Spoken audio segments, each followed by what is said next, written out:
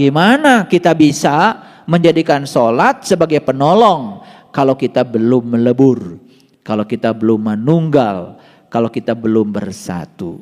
Makanya harus belajar teknik sholat yang akan mengantarkan kita sampai pada tingkatan peleburan.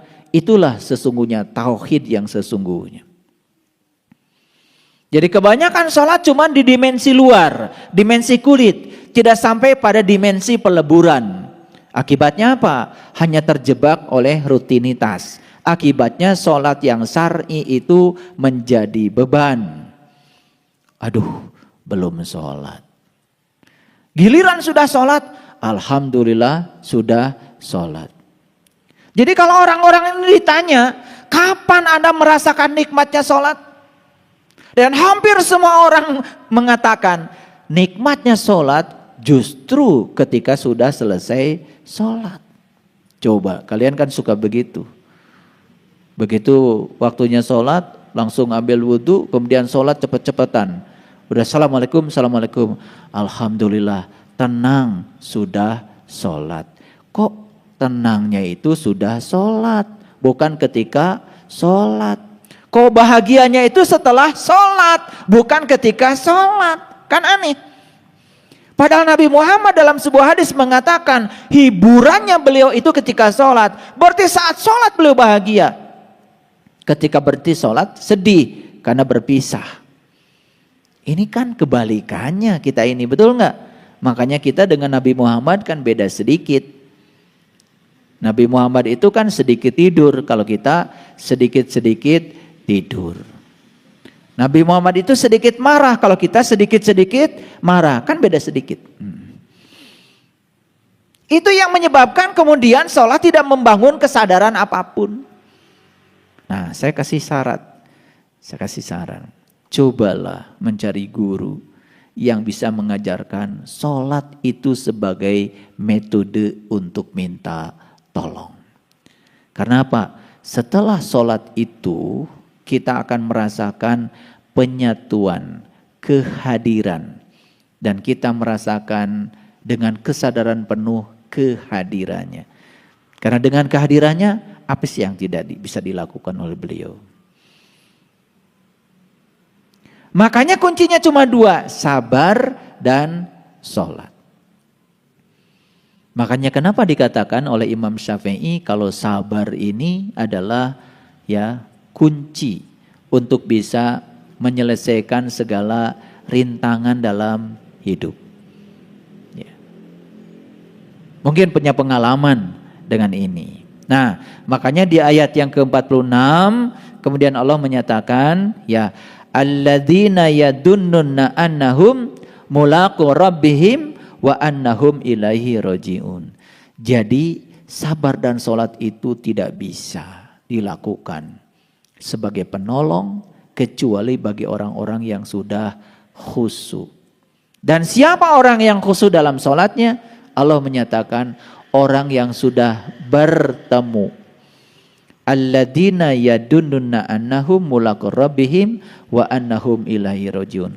Orang yang meyakini kalau dia akan bertemu dengan Tuhannya dan dia akan kembali kepada Tuhan. Jadi jelas khusyuk dalam sholat berarti bisa mengingat kepada Allah. Syarat sahnya ingat cuma satu, tahu yang diingat. Bagaimana bisa ingat kepada Allah kalau kitanya belum tahu? Itu kuncinya. Ya, baik. Kita balik lagi ke sini ya. Kemudian ya yang berikutnya.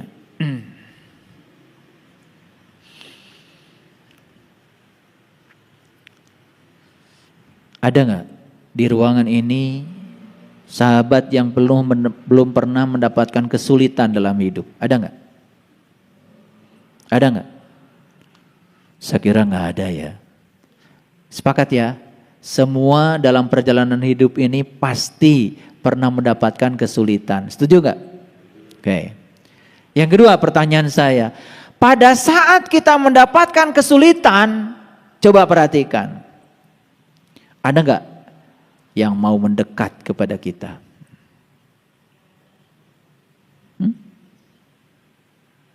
Begitu seseorang dilantik jadi pejabat X, berkerumun tuh semut.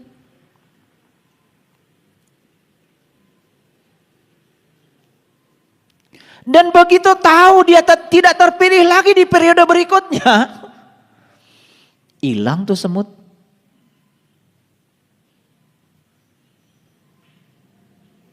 Makanya sahabat adalah orang yang datang di saat 1000 teman meninggalkan kamu. Jadi sahabat itu adalah orang yang datang satu-satunya di saat 1000 temanmu meninggalkan kamu. Itu bedanya teman dengan sahabat. Tetapi tahu nggak, ketika kita sedang kesulitan, kenapa sih orang-orang meninggalkan kita? Tahu nggak pesan spiritualnya apa? Pesan spiritualnya sederhana. Karena Allah ingin agar kamu menjadi sangat hebat. Allah ingin agar kamu menjadi sangat kuat. Allah ingin agar kamu bisa bangkit dengan kakimu sendiri. Allah ingin agar kamu bisa bangkit dengan kekuatanmu sendiri tanpa harus dibantu siapapun. Dan Allah sebetulnya sedang mengisyaratkan kepada kita, saat orang lain meninggalkan kamu ketika kamu menemukan kesulitan, apakah kamu bisa sadar bahwa sesungguhnya hanya aku satu-satunya penolong kamu? Sadar nggak? Nah, ketika orang lain meninggalkan kita, apa yang terjadi? Kita menggerutu bukan? Kita protes bukan? Atau kalau tidak kita pidato, kalian tuh nggak tahu diri ya, nggak ingat jasa-jasa saya ya, begitu? Coba. Tapi orang yang terang benderang di dalam dirinya, saat ditinggalkan temannya, saat ditinggalkan orang, ketika dia kesulitan, dia sadar hanya Allah yang selalu menemaniku. Itulah makanya Allah satu-satunya penolong. Mari kita lihat, ada satu ayat dalam Quran surat Al-Baqarah ya, yaitu ayat 153. Saya tunjukkan ayatnya supaya kita searching ya ayat. Pelan-pelan. Baik, kita lihat ayat ini. Ya ayyuhalladzina amanu sta'inu bisabri wassalah innallaha ma'asyabirin. Hai orang-orang yang beriman. Siapa yang dihaikan? Hanya orang beriman. Yang dihaikan bukan orang yang mengaku beriman. Yang dihaikan adalah orang yang beriman. Apa berikutnya? Ya ayyuhalladzina amanu ista'inu bisabri wassalah. Minta tolonglah kamu dengan sabar dan sholat. Jadi yang bisa sabar dan sholat menurut ayat ini hanyalah orang yang beriman. Yang mengaku beriman gak bisa. Karena orang yang mengaku beriman kan juga, percayanya juga, keyakinannya juga masih diragukan. Dia yakin kepada Allah, tidak tahu dan kenal kepada Allah. Nah, makanya di sini dikatakan innallaha ma'asyabirin, sesungguhnya Allah hanya beserta orang-orang yang sabar. Jadi saya tanya sekarang, sebetulnya siapa orang sabar itu? Siapa? Innallaha ma'asyabirin. Siapa orang sabar? Orang yang selalu beserta Allah. Orang sabar. Orang enggak dapat definisi sabar setegas ini? Selama ini kan sabar, yang sabar ya. Yang sabar ya. Jadi menurut ayat ini orang sabar itu orang yang selalu beserta Allah. Jadi siapa orang sabar? Orang yang selalu sadar bahwa Allah itu selalu hadir beserta dirinya. Nih, saya mau tunjukkan. Sekarang kita praktek. Ada orang marah sama kita. Ayo lihat saya semua. Ada orang marah sama kita. Apa yang kita lakukan? Apa yang kita lakukan selama ini? Balik marah kan? Oke. Kenapa ada kata-kata innallaha ma'as sabirin. Kalau orang yang sadar sebetulnya di balik dia ada Allah. Di dalam diri saya juga ada Allah. Ini Allah, itu Allah. Kan dua-duanya Allah. Paham? Begitu dia melihat dia bukan sebagai dia, tapi yang dibalik dia. Apa yang kita lakukan? Oh, ini Allah sedang meningkatkan kesabaran saya lewat kehadiran orang yang tidak sabar. Jadi saat itu yang kita lihat orang atau Allah? Kalau lihat orang marah. Kalau lihat Allah gak jadi. Karena Allah sedang meningkatkan kesabaran saya. Ngerti gak maksud ayat ini? Innallaha ma'as sabirin. Jadi lihat saya semua. Ketika para sahabat sedang menghadapi situasi yang sulit dalam hidup, sadar tidak ada satu peristiwa pun yang tidak ada kehadirannya. Jadi itulah yang disebut dengan innallaha ma'as sabirin. Apa yang kita lakukan selama ini? Klaim. Saya sabar. Makanya saya selalu berserta Allah. Itu bukan? Itu klaim yang bullshit. Gak ada artinya. Jadi tidak perlu klaim. Lihat saya semuanya. Apapun situasinya kita sadar di situ ada Allah. Tidak mungkin satu peristiwa pun hadir tanpa kehadirannya. Itulah arti dari innallaha ma'a. Allah beserta orang sabar. Jadi tidak usah mengklaim saya orang sabar, pasti Allah bersama saya. Kan sering begitu. Kadang-kadang hebat kamu, siapa dulu dong. Karena saya sabar, jadi Allah juga beserta saya. Tuh, itu klaim yang bullshit. Nanti begitu ada kejadian, mohon maaf ya, yang tidak disukai pasti terpancing. Ngerti sekarang? Hari ini saya karena gini, kalau belajar banyak kitab tentang sabar adalah sulit. Dan kita capek. Sekarang saya kasih yang praktis. Jadi sabar itu apa? Orang yang selalu sadar akan kehadirannya. Catat. Kan banyak di kamus sabar adalah pusing. Begitu praktek sulit. Jadi orang yang sabar adalah orang yang beserta Allah. Orang yang beserta Allah adalah orang yang selalu sadar atas kehadirannya. Punya uang segitu-gitunya ditipu orang. Gimana sabarnya? Sudah tahu gak cara sabarnya? Oh, sabar. Itu? Bukan. Cara sabarnya, ya Allah, aku yakin kehadiran orang yang membohongiku satu, berarti aku masih bisa ditipu, berarti aku masih bodoh, pelajaran bagiku. Gitu. Kalau masih bisa ditipu kan jangan nyalahin penipu. Salahkan diri kamu, masih bisa ditipu, masih bodoh, masih tolol. Gitu. Itu pelajaran yang pertama.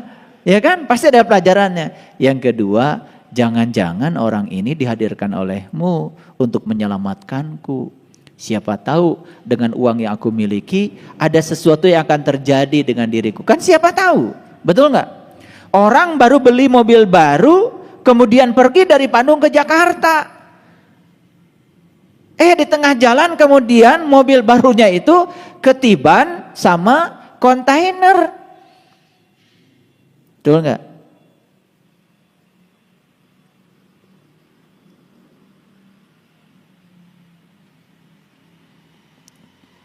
Jadi kalau kita selalu menyadari kehadirannya, gak mungkin protes. Nabi Muhammad juga sempat dilempari tuh waktu di Taif pakai batu.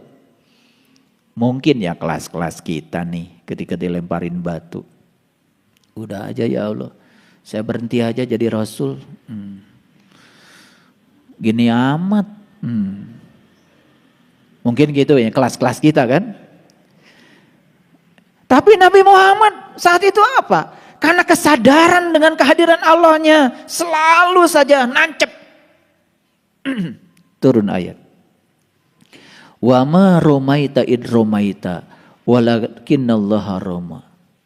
Hai Muhammad, sesungguhnya yang melempar bukan dia, yang melempar aku. Jadi kesadaran Nabi itu kemudian ditegaskan oleh ayat itu. Roma itu bahasa Arab, artinya melempar. Makanya sudah jadi nama kartu remi. Mainnya dilempar-lempar, plek, plek, plek, plek, gitu. Itu dari bahasa Arab itu. Makanya di Madinah ada namanya Jabal Rumat. Jabal Rumat itu katanya gunung tempat Nabi Muhammad melempar anak panah. Itu disebut Jabal Rumat. Ya. Kalian sering main kartu remi? Ditanya, kenapa ini kartu namanya remi? Nggak tahu. Betul nggak? Itu dari bahasa Arab itu. Artinya kartu yang dilempar. Namanya kartu remi. Wama romaita. Roma, remi. Ya itu melempar. Baik, lanjutkan dulu. Catat dulu. Jadi siapa orang sabar? Orang yang sadar dengan kehadiran Allah. Kalau bahasa Qur'annya, innallaha ma'a syabirin. Allah beserta orang yang sabar. Siapa orang yang sabar? Orang yang selalu merasa beserta Allah. Coba deh praktekkan ilmu ini sekarang. Begitu pulang dari sini, ya, selalu sadar dengan kehadiran Allah. Bebaskan pikiran kita dari jebakan benar dan salah. Bebaskan. Mulai kalian bisa senyum menghadapi kehidupan. Gak ada baik buruk terhadap dalam hidup. Gak ada benar salah. Itu produk dari pikiran kita. Semua yang terjadi, terjadilah. Kemampuan kita untuk bisa menerima apapun apa adanya jadi lebih mudah. Kelihatan gak sabarnya? Bakal kelihatan.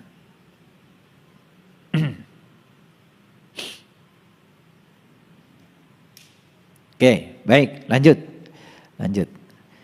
Sebelum lanjut saya nanya dulu. Ini ngerti nggak sampai sini? Ngerti? Oke. Baik, kita lihat surat Al-Baqarah, masih Al-Baqarah ya. Saya tunjukkan Al-Baqarah ayat 286. Ini Al-Baqarah bagian terakhir ya. Yang sudah mendengarkan kajian Al-Baqarah, yang sudah punya kumpulan CD ceramah saya tentang Al-Baqarah, ya, mungkin pernah dengar kajian ini. Mari kita lihat ayat ini. La yukallifullahu nafsan illa wus'aha. Allah tidak pernah membebani seseorang melainkan sesuai dengan kesanggupannya. Ini praktekan.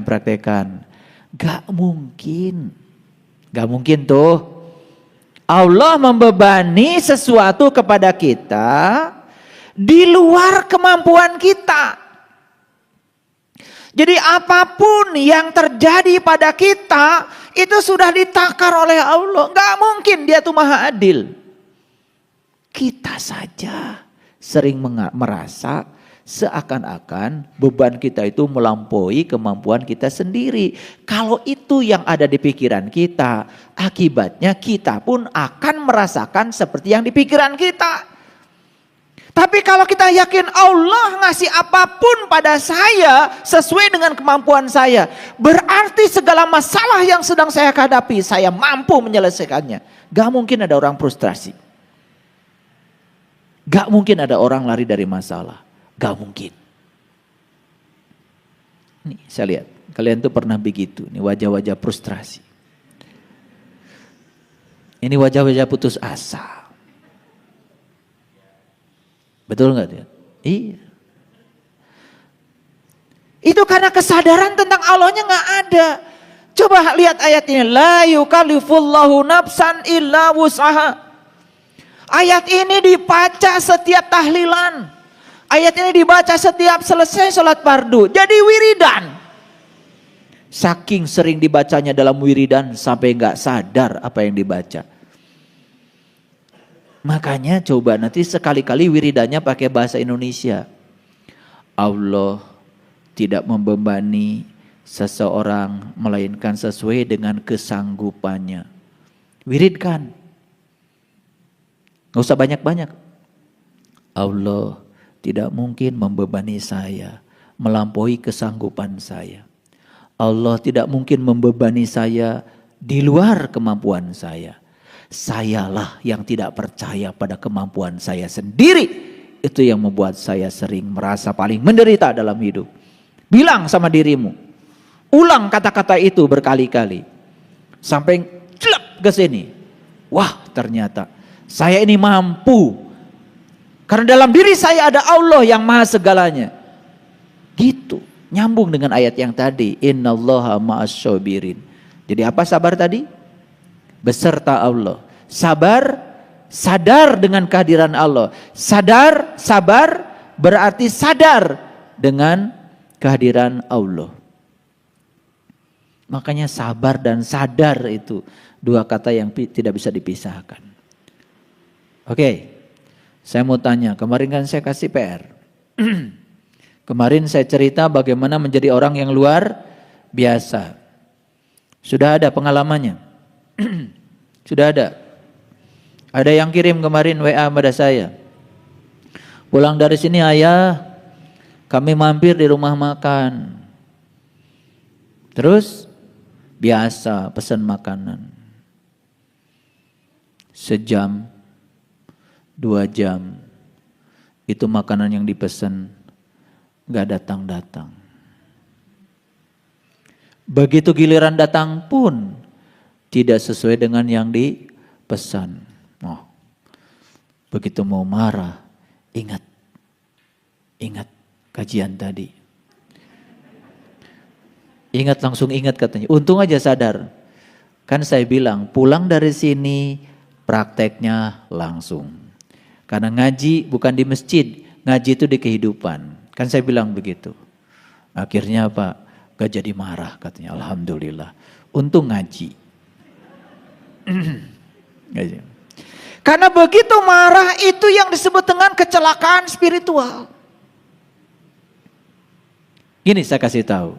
Kita sudah menapaki semua ritual. Sudah belajar meditasi, belajar tafakur, macam-macam. Hati-hati. Akumulasi energi positif yang selama itu dikumpulkan bisa hancur ketika kita mengalami yang namanya kecelakaan spiritual. Sekali saja kalian marah, habis semua kebaikanmu. Makanya ya ada seorang bijak ketika ditanya, kenapa kok Anda bisa masuk di tubuh harimau ini? Bukankah dulu kamu itu manusia? Iya, saya dulu manusia. Dan sekarang saya sedang menjalani karma saya. Saya harus masuk di tubuh harimau ini. Bisa gak sharing? Perilaku kamu yang mana? Yang menyebabkan kamu harus terdegradasi. Sampai hari ini kamu harus masuk di tubuh harimau ini. Dan orang bijak itu mengatakan, saya pernah marah 1 kali. Saya pernah marah 1 kali. Inilah tanggungan karma yang harus saya derita saat ini. Dan saya harus menghuni tubuh harimau ini. Karena saya pernah marah 1 kali. Ini model-model kalian ini. Yang marahnya setiap saat. Saya gak tahu itu pulangnya kemana itu.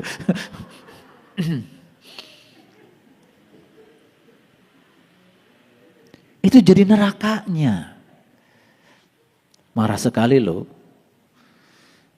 Itu sekali seumur hidup loh, bukan sekali sehari. Kalian pakai minum pel. Sehari 3 kali. Iya. Makanya wajahnya kayak uka-uka ya. Kerjanya marah aja.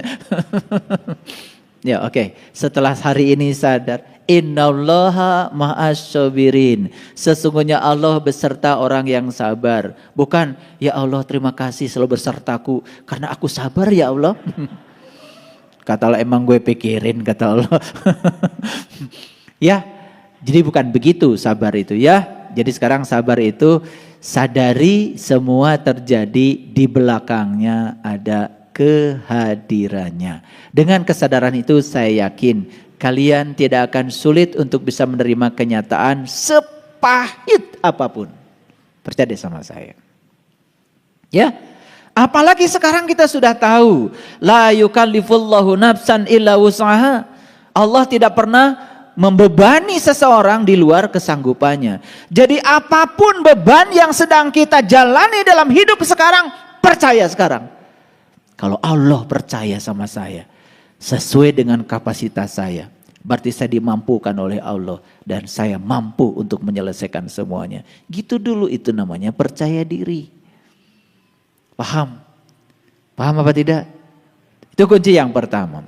Yang kedua, ya, laha ma kasabat wa 'alaiha maktasabat. Dia akan mendapatkan kebaikan yang diusahakannya dan dia pun akan mendapatkan keburukan sesuai dengan yang diusahakannya. Jadi sekarang tinggal usaha kita yang mana? Kebaikan yang kita usahakan akan berbuah kebaikan, keburukan yang kita usahakan akan berbuah keburukan, dan itu tidak berkurang sedikit pun. Jadi, ayo kita sadari. Kalau hari ini kita mendapatkan keburukan, sadar kalau itu karma kita setimpal dengan yang sudah kita bikin. Paham? Kalau hari ini dapat kebaikannya segitu, ya sesuai dengan karma kita karena kebaikanmu cuma segitu.